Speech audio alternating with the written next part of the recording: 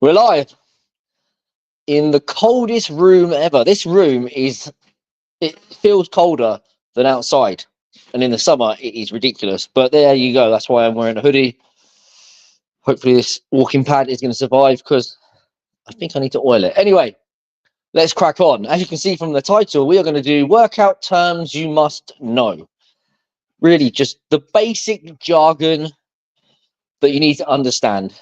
Because you might want to talk to people about your training at some point. You might become somebody that becomes interested and you want to know what the kind of terms mean.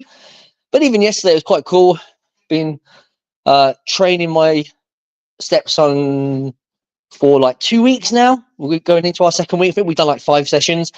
And yesterday, he got off the machine. He was like, oh, so set 1, I did 3 reps. And he kind of put it into his little diary on his phone. And it was quite cool to see that he's just picked up the lingo. So we're going to go over what the terms are. I think it's worth talking about what they mean and why they're relevant. So you actually can say, all right, this is important. Some of them will take a couple of seconds to explain, and I'll just give some recommendations of what you might want to follow for your own training, and we'll just dispel some common myths and kind of misunderstandings about some of these terms. So the most simple one we'll start with is repetitions. Chances are you will know what repetitions are, or reps for short. But if you don't know what they are, it's just the number of times you lift the weight or move your body. So if you do 10 push-ups, you've done 10 repetitions. Now, that's all you need to know. The question that will come up quite often is, how many repetitions should I do? And the answer to that really is, it doesn't overly matter. Now, we are talking in terms of the context of muscle building and strength gain. Whenever I'm talking about workouts, I'm talking about muscle building, gaining strength, because it doesn't matter if you're 40, 50, 60s, you need to at least maintain muscle. Ideally, most of you will probably want to build some muscle, and you need to maintain strength.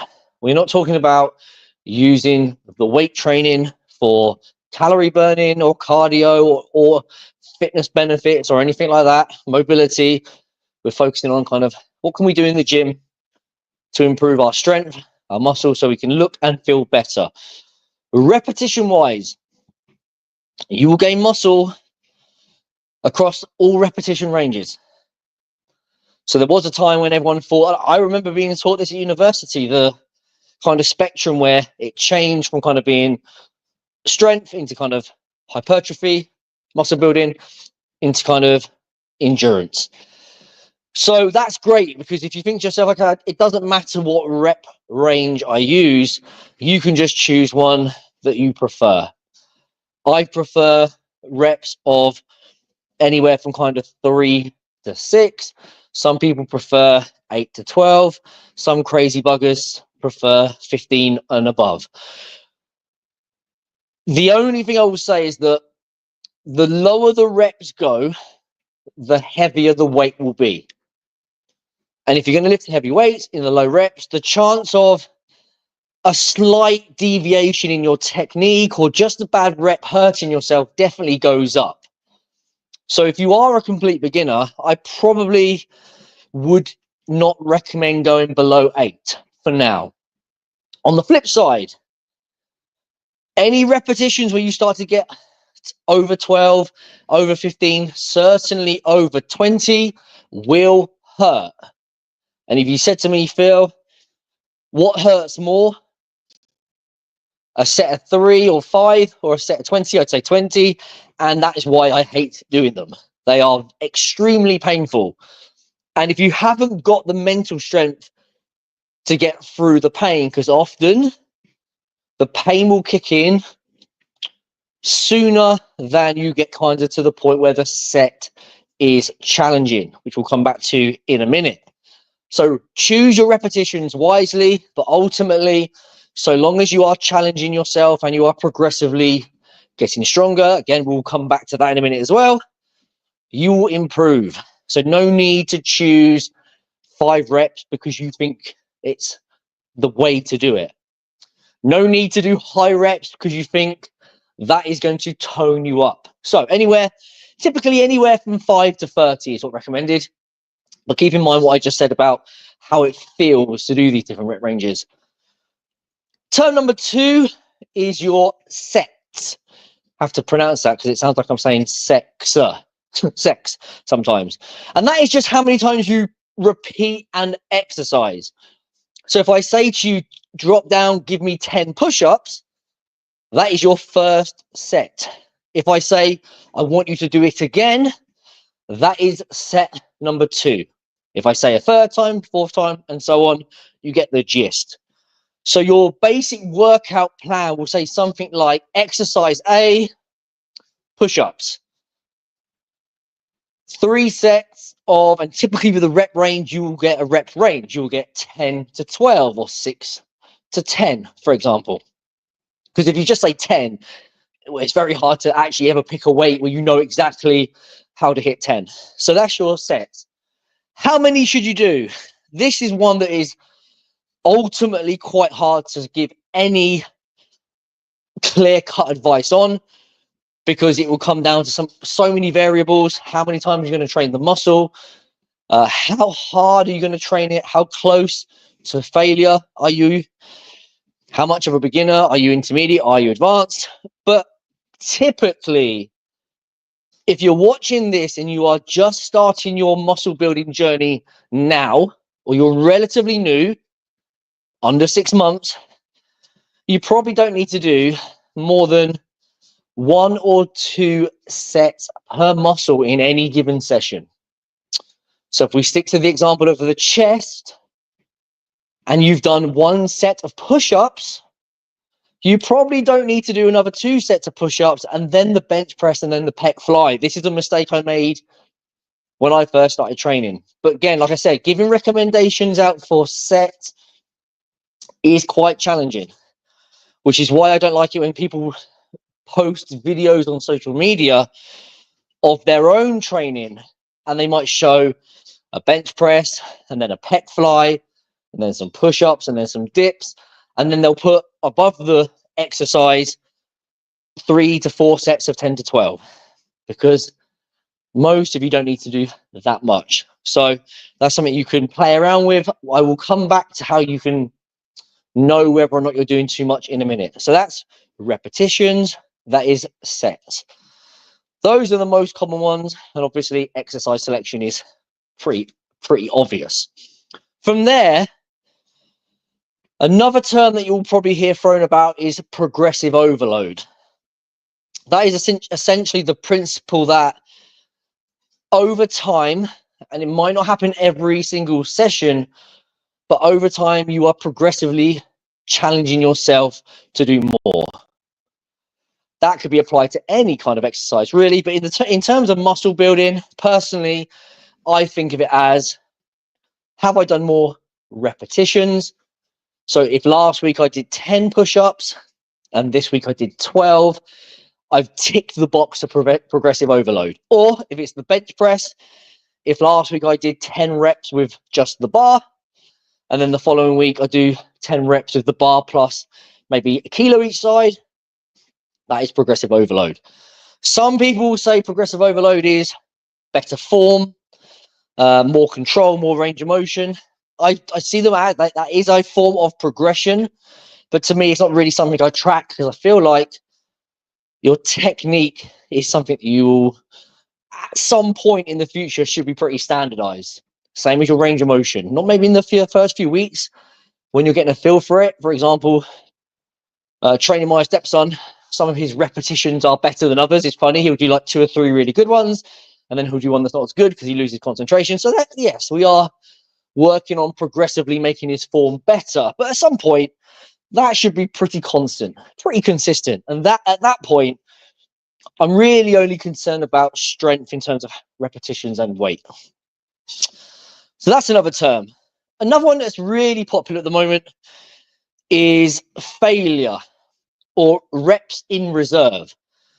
Growing up, we kind of just always believed that the best way to build muscle was to train to the point of technical failure. Sometimes that would be referred to as task failure.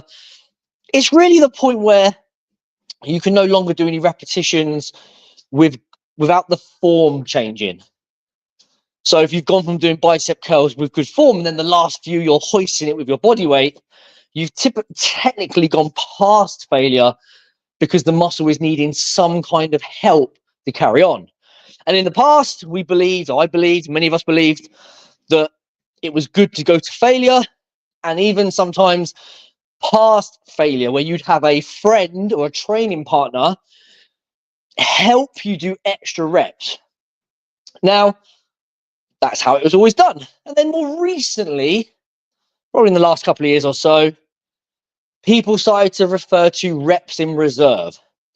That was just a way of quantifying how close to failure you got. So if you got to actual failure, 0 reps in reserve. I had no reps in the tank. I did my best. I couldn't do any more. If you have 1 rep in reserve, you stopped knowing you could probably do 1 more.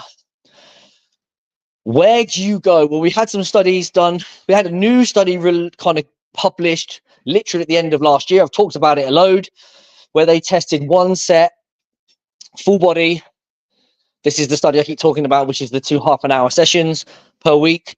And they tested going to failure and going to, I've forgotten. I think it's 1 rep in reserve. It might have been 2. Anyway, it was close. And the muscle build was pretty much the same. Why is this a good thing? Well, there will be some of you, I'm sure, because you're in your 40s and your 50s and you have other things that are more important to do, where you don't want to risk getting hurt. And the idea of getting to the point where the last set is horrendously hard and possibly dangerous maybe puts you off. So it's good to know that you can still get good results, not technically getting all the way to failure. Beginners, people that are older, there have been studies where I've seen them stop 4 or 5 reps away from failure. So imagine, as an example, you can do 15 push-ups. Imagine someone put a gun to your head and said, you need to do as many push-ups you can, or that's it. I'm going to pull the trigger. And you can do 15. Well, when you first start, you will probably be okay stopping at 8 or 9 or 10, because it's just such a new stimulus to the body. If you've not lifted any weights or done any exercise for many years, of course, just doing something is going to help. At some point, and this is where a lot of men over 40 go wrong. At some point, you will have to challenge yourself a little bit. If that's you, if you've been training probably more than kind of 6 months, you're probably going to have to get at least 3 reps shy of failure. So kind of 3 reps in reserve. The best way to know if you have done a set where you are close enough to failure so that you can say to yourself, this exercise is going to make me stronger and more toned, is the last repetition will be slower. Not because you made it slower, just because you started to run out of strength to move quickly. It's a good indicator of when you know somebody is working hard. So if you've ever seen any of my videos, you'll see that it'll be like 1, 2, 3, 4, and it varies from exercise to exercise. Sometimes you'll get like 5 and then it stops. Sometimes you'll get a gradual slowdown, but you'll typically see that my last repetition will take 3 or 4 seconds to do, whereas the first ones might take 2 seconds. And that's me still trying my hardest. That's a good indicator of that you've got to the point where you've increased the likelihood of building muscle. So that is kind of failure versus reps in reserve. If you want a recommendation and you're new to training, just go to the point where it feels quite hard.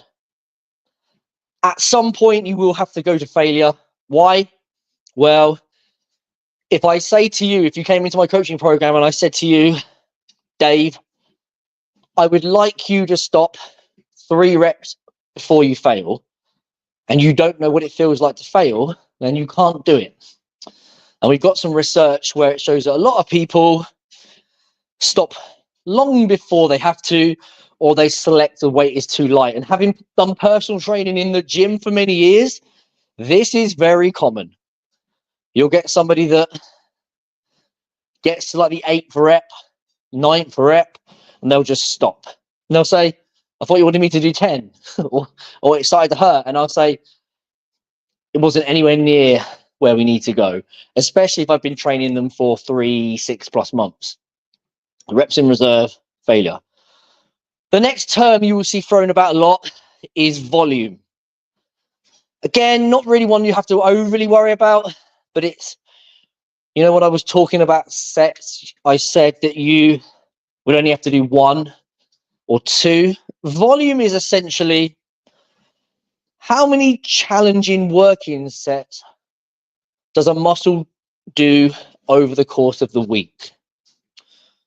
So if on a Monday, check the distance, or if on a Monday you've done 2 sets of push-ups, and then you don't do any more push-ups for the rest of the week, and someone said, what is your volume? You say, my volume is 2.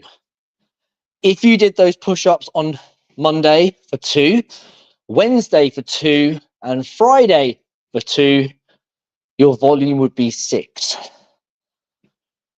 A lot of studies came out in the last couple of years saying that muscles needed like 50 sets per week. It was a massive thing in fitness, and loads of us who have been training for any length of time all just laughed and said, this is stupid. For most of you, if you do 1 set on 3 separate occasions, you'll build muscle. You will build more muscle if you do it that way than if you did all 3 sets on 1 day, as a side note. So what I would do, if you want a recommendation, is like I said at the start of this live, just do 1 set on every exercise with 1 exercise per muscle group, which I'll come back to kind of at the end to wrap it all up. So that's volume. And the only thing we count in the volume are the sets that were challenging. So we don't count the warm-up sets. And this is where a lot of men go wrong. They go into the gym and they just do loads of warm-up sets. Like, none of the sets are challenging. I see it every day. I can look around the gym in my rest periods. I haven't covered that yet. I'll come back to that. And I can watch someone train and go, going back to what I said about the last repetition being slow, you'll see it. If you start looking around, you'll see guys do a set of curls, 5, 6, just put the bar down. And you'll think to yourself, when you start to see it, you'll look around and you'll see lots of people not really challenging themselves. So keep that in mind. Rest period. That is how long you rest in between the set. So you do your set of push-ups. You're tired, your muscles pumped, they're tired, you're fatigued, you may be a little bit out of breath if you're doing like squats and lunges, your heart rate will be going. You need to rest before you do the next set if you are doing more than 1. The mistake a lot of men have made over the years is taking the rest time down too low. I saw a video recently when there still was a doctor who was recommending that you only need to rest 30 to 60 seconds. The benefit, he said, and this is what the benefit people will say, is that you'll keep your heart rate up and you will burn more calories, which is true. But you shouldn't be trying to turn your strength training into a cardio session. We can do cardio separately. And this is why, if your goal is to build maximal muscle, to build strength, and you want to be kind of reach your potential, you want to do it well, you won't go to things like boot camps and circuit classes. I used to teach circuit classes. Do an exercise for a minute, move to the next exercise, move to the next. It's just continuous. It's a cardio class with weights. That's the difference. So I recommend that you rest at least 2 minutes. The kicker here is in the studies, when people rested less than 2 minutes, they needed to do double the amount of work to get the same results. So imagine I said you can either do 2 sets of bench press or 4, but you have to just rest a little bit more between the 2. Hopefully you'd think to yourself, yeah, it makes more sense. And I've done the maths on it, and It actually is counterintuitive, but it takes less time with the longer recoveries because you have to do 50% less. So at least 2 minutes. If you've ever done a really hard set on the leg press or a deadlift, you know that, or a bloody, like a split squat or walking lunges, you'll know that your heart rate can be quite high. You need your heart rate to come back down and you need your muscles to recover so that the next time you repeat the exercise, you actually get maximal, what we refer to as maximal muscle recruitment. It's just a fancy way of saying is you're getting all of the muscle fibers to work. So don't cut your rest periods shorter than 2 minutes. If you need to do 3, cool. If you have to do 4 or 5 on like a deadlift and you got the time to do it, no problem. But 2 to 3 minutes is probably where you need to be most of the time. I would time it. So in your program, you can have exercise selection, number of sets, rep range, rest period between sets. And if you've got a workout plan that's structured like that, it's quite nice because you can go into it and just think, okay, I know exactly what exercise to do, in what order. The order does matter if you're trying to build certain areas. How many sets, how many reps I'm going to aim for. You'd obviously write down in your logbook how much weight you lifted so you can challenge yourself the next time, and then you would know how much recovery you need. It's worth jotting that down because I've said 2 to 3 minutes, but I like to keep things consistent. So if one exercise like a bicep curl is 2 minutes and something that's more challenging like a row is 3 minutes, you want to write it down because you just want the variables to be consistent. And of course you might even nowadays, this wasn't something that I had growing up or when I studied, but you may even have a column for reps in reserve. Is actually something I wish the app that I use had now. So I could go to my different clients and say, after a few weeks, how are you feeling? What kind of, how do you like to train? Some of them might say, yeah, I like to train till failure. Some of them might say, I like to stop a couple of reps short. Sometimes we vary it. One set to failure, one isn't.